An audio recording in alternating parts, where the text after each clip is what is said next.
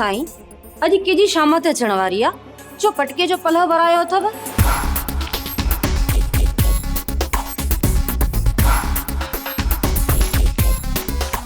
तूं चवण छा थी चाहीं? छा पटके जो पलव भराइण सां का शामत ईंदी आहे छा? साईं खुदा खुदा कयो, मां अहिड़ी गुस्ताखी करे सघां थी? चङो, हाणे तूं मूंखे इहो ॿुधाए त शहरोज़ ख़ान जे रवैये में तोसां को फ़र्क़ु आयो आहे या न, या अञा ताईं तोखे ताननि ॾियण खां मुड़े कोन थो? छॾियो साईं, मां उन जी ॻाल्हियूं दिलि ते वठां ई कोन थी। मूंखे मां क़बूल करे या न बि करे, हाणे त मूंखे को फ़र्क़ु ई नथो पवे साईं। मूं हुन जी शादी कराइण जो फ़ैसिलो करे छॾियो आहे।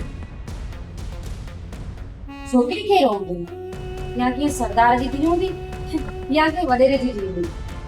शहरोज़ ख़ान जो ज़िद आहे त खेसि संदसि पसंदि जी छोकिरी वठी ॾियां, ऐं हिन करे ज़िंदगी में पहिरियों भेरो ऐं औलाद जी ज़िद ऐं मोहबत ख़ातिर मजबूर आहियां जो आउं पंहिंजे शान ऐं मर्तबे जे ख़िलाफ़ इहो फ़ैसिलो करे रहियो आहियां। चइबो त छोकिरी खानदानी या का वॾेरी कान्हे का?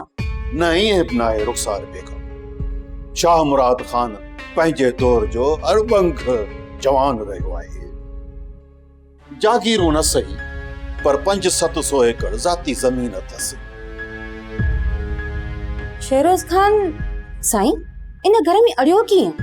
शाह मुराद जी छोकिरी यूनिवर्सिटी में पढ़ी आहे, खेसि किथे न किथे त मिली हूंदी न, ऐं पोइ ज़माने जे रवाजनि मुताबिक़ हू हुन ते आशिक़ थी पियो हूंदो, ऐं हाणे हू तालीम पूरी करे वापसि ॻोठ मोटी आयो आहे, शादीअ जे लाइ ज़ोर भरे रहियो आहे। साईं छोकिरी मोहबत करेसि थी या ईअं त न आहे अधीअ खे जन न कनि अधो इश्क में अंधो लॻो पियो आहे, अहिड़ी त ॻाल्हि कान्हे का न। छोकिरी खे जन या कन हुजे न हुजे इन सां को फ़र्क़ु नथो पवे। असुल अहमियत त माउ पीउ जी रज़ामंदीअ खे हूंदी आहे। शाह मुराद में एतिरी हिमत ई न आहे जो मूंखे इनकार करे खान बहादुर फिरोज खान जे फ़ैसिले खे को पुठी ॾे, उन में एतिरी हिमत ई न आहे।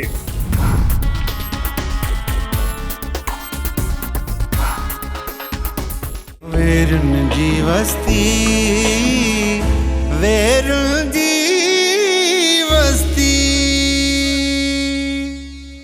सब्सक्राइब कयो असांजो official YouTube channel Sindh TV HD drama ऐं वधीक अपडेट लाइ बेल आइकन खे क्लिक करियो।